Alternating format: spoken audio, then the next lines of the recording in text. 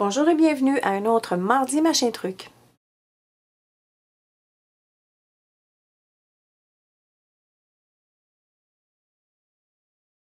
Cette semaine, je vous propose une toile sur Canva. On s'amuse avec les nouveaux tampons de Donna Downey ainsi que des nouveaux tampons qui imitent les rubans décoratifs de la compagnie Prima. Maintenant, je vais vous montrer ce que vous aurez besoin pour compléter le projet d'aujourd'hui. Vous aurez besoin d'une petite toile comme celle-ci qui mesure 5 par 7. L'ensemble de tampons de Donna Downey qui s'intitule Create Today, qui est le numéro DD707A, ainsi qu'un de ces tampons qui se vend en lot de 2 de la compagnie Prima. Ce sont des tampons montés sur bois qui imitent les rubans décoratifs de style washi. Donc j'en ai plusieurs ici, je vais vous les montrer. Ils sont tout frais, ils viennent tout juste d'arriver. C'est juste quelques exemples que j'ai ici, on en a plusieurs en magasin. Un tapis pour artisanat ainsi qu'un pistolet chauffant. Un bol avec de l'eau ainsi que 2 pinceaux. Le Goosebump en vaporisateur. Une petite bouteille d'eau en vaporisateur. Les encres Dylusion suivantes, Fresh Lime, Vibrant Turquoise et White Linen. Si vous n'avez pas le White Linen, vous pouvez également utiliser un Paint Dabber blanc. De l'encre Archival Ink noir. Un gros marqueur noir, le Big Brush Pit Artist Pen de Faber-Castell. Un gelato noir. Vous aurez également besoin d'un gelato rouge et un gelato blanc. Des paillettes de couleur verte, peu importe la grosseur, un tortillon en papier et je vous conseille d'avoir des essuie-tout à la portée de la main. Normalement, les toiles qu'on achète sur Canva ont déjà une couche de gesso, mais j'aime toujours en ajouter. Donc, je vais juste rajouter une couche mince avec le pinceau le plus large.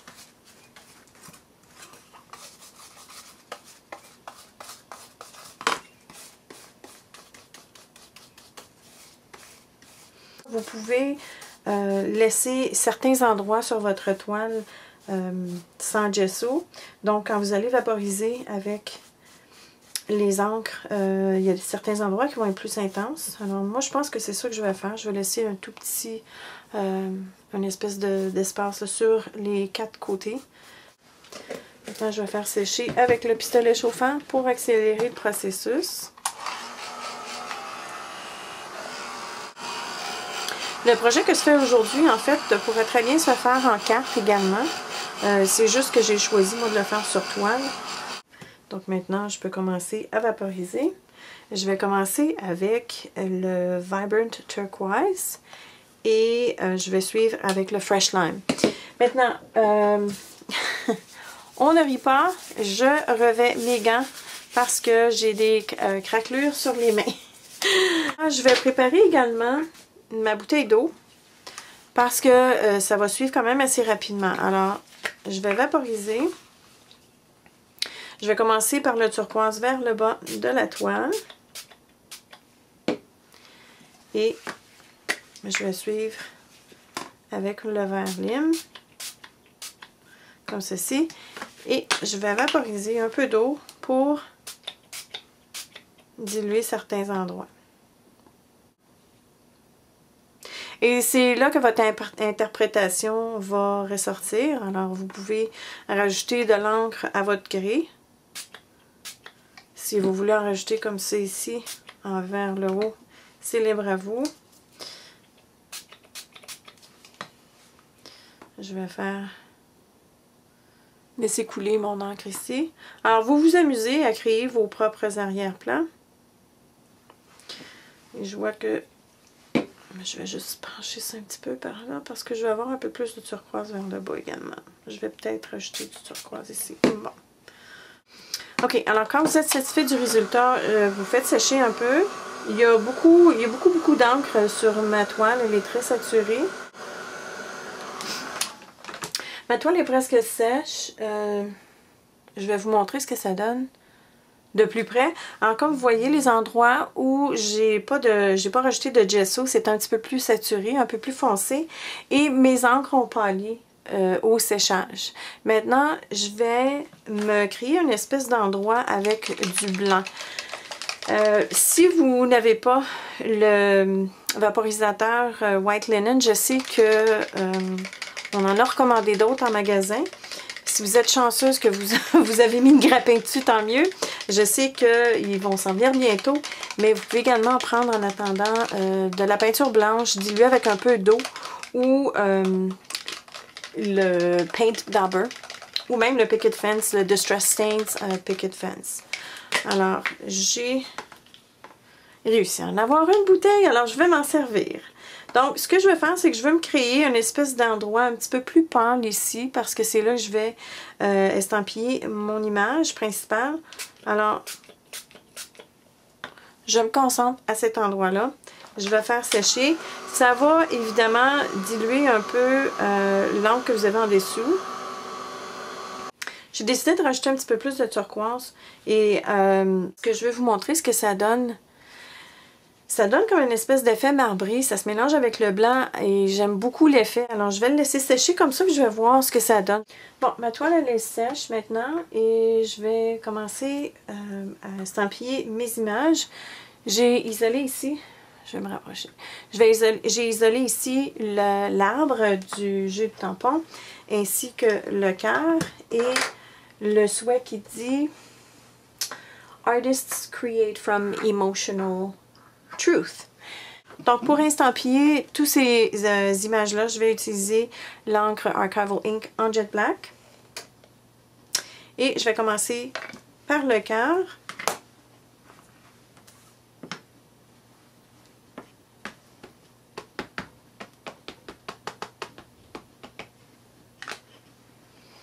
Que je vais mettre pas tout à fait au centre. Je vais le positionner ici.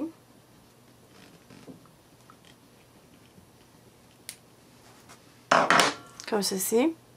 Et parce qu'on utilise de l'encre Archival, si on décide de rajouter un peu d'encre par-dessus ou du Perfect Pearls Mist par exemple, ben, on sait que l'encre ne bougera pas. Alors j'ai mon cœur, maintenant je vais estampiller l'arbre et comme vous remarquez, je n'ai pas mis l'arbre sur un bloc en acrylique parce que je veux le manipuler à ma façon. Donc je ne veux pas avoir nécessairement toute l'image au complet. Maintenant vous allez me voir estampiller par-dessus le cœur. À ce stade-ci, c'est pas vraiment grave si on voit des troncs ou des branches à l'intérieur du cœur parce que le cœur va être colorié par la suite. Alors je vais transférer de l'encre sur mon tampon. Et je vais mettre quelques feuilles qui penchent. Et parce que j'ai pas mis mon tampon sur un bloc en acrylique, ça me donne un petit peu plus de liberté pour pouvoir manipuler les branches comme je les veux. Je veux pas nécessairement avoir une impression très nette. Et je veux également pouvoir étamper partiellement. Comme ceci. Alors comme vous voyez, je peux plus contrôler où les branches vont arriver. J'ai terminé avec l'arbre. Maintenant, on va colorier à l'intérieur du cœur. Avant de poursuivre, par contre, je vais m'assurer de faire sécher comme il faut l'encre que je viens d'utiliser. C'est bien sec. Maintenant, je vais prendre le gelato rouge ou oui, red cherry, donc rouge cerise. Et je vais colorier à l'intérieur du cœur.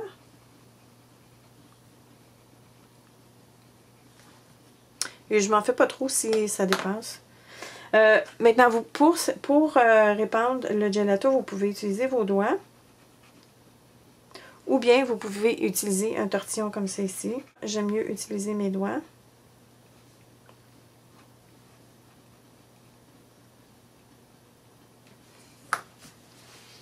Et c'est pas plus compliqué que ça. Alors, ça nous donne un beau cœur. Je vais également prendre le gelato blanc pour nous donner des reflets sur le cœur. Maintenant, je peux estampiller le souhait. Et le souhait va un petit peu chevaucher le cœur.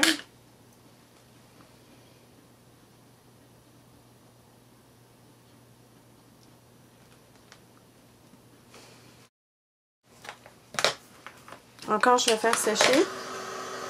Je vais rajouter de l'ombrage à droite du cœur. Alors, je vais utiliser le gelato. Comme ça ici. Et je vais y aller doucement avec le tortillon. Et je vais tout simplement estomper mon ombrage comme ça ici.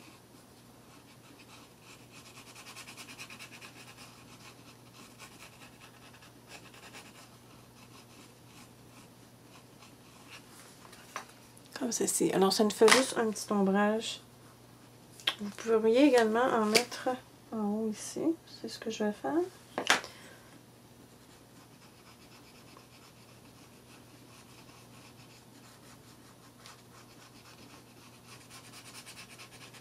Voilà. OK, maintenant, on va rajouter cette image ici. Je les trouve géniales, ces jeunes étampes-là. Je les trouve tellement cute. On les a reçus en fin de semaine ou à la fin de la semaine passée. Et comme je vous disais au début du vidéo, on en a plusieurs modèles. J'en ai rapporté avec moi juste quelques-uns. Mais c'est celui-ci mon préféré. Et je vais estampiller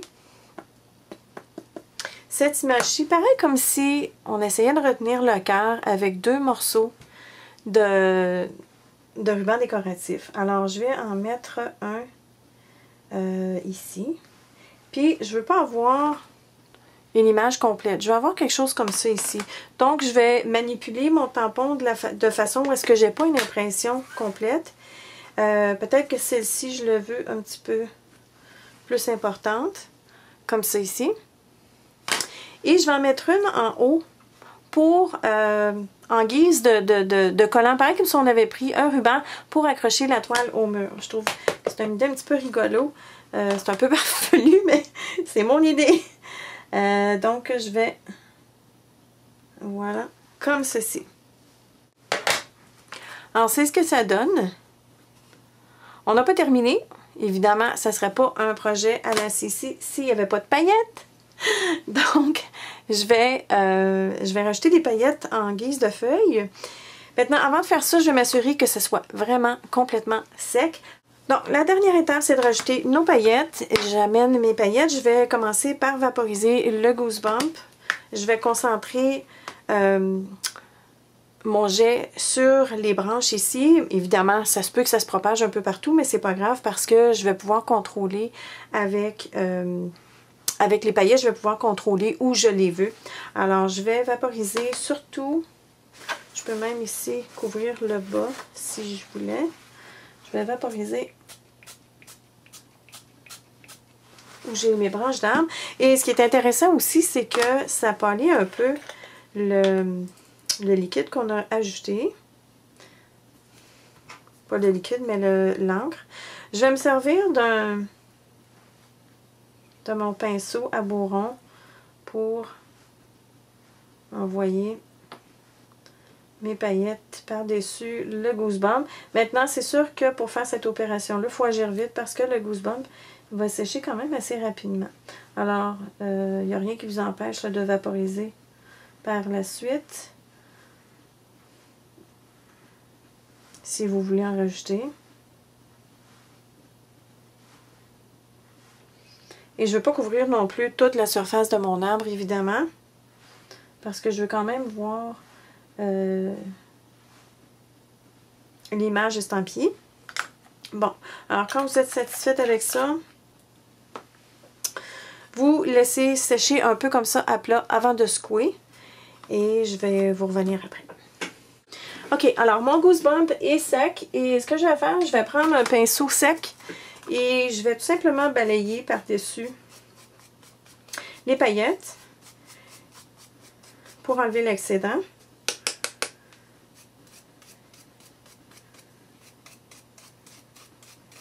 Et vous allez voir que les paillettes adhèrent vraiment bien aux Goosebumps.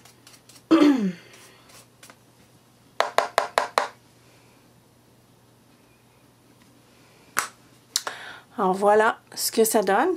La dernière chose que je vais faire, je crois, et c'est une idée de dernière minute, je vais rajouter un peu de gelato blanc pour isoler mon souhait que j'ai estampillé un peu croche. Alors, je vais essayer de régulariser la situation avec juste un peu de blanc et ça fait ressortir également le message.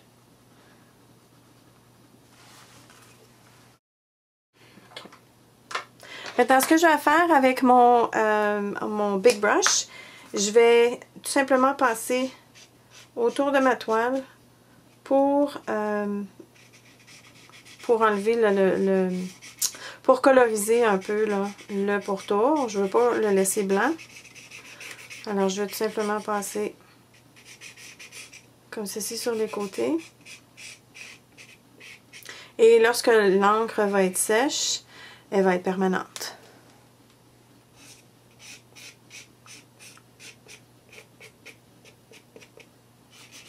Vous pourriez également utiliser de l'encre Distress avec l'outil en éponge.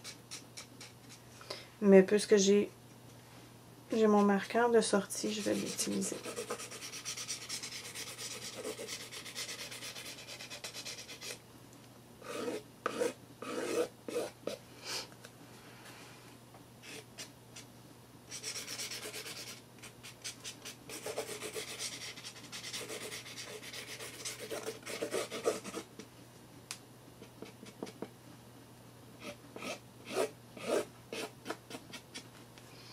Je passe également un peu sur le dessus pour renforcer le contour noir. Ça fait ressortir les couleurs qu'on a mis sur le devant de notre toile.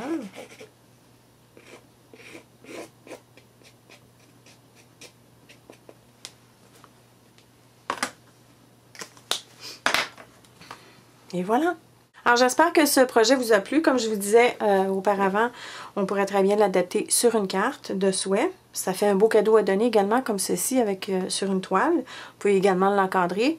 Je vais également rajouter à la fin de cette vidéo un petit métrage sur un cours qui a été donné en fin de semaine par Gisèle sur les techniques mixtes. Et on a eu un bon groupe de dames qui se sont bien amusées. Alors, je vais rajouter à la fin ce que j'ai filmé en fin de semaine. Alors, comme à l'habitude, si vous avez des questions, laissez-les dans les commentaires ci-bas. Merci d'avoir été à l'écoute et je vous reviens la semaine prochaine. Au revoir!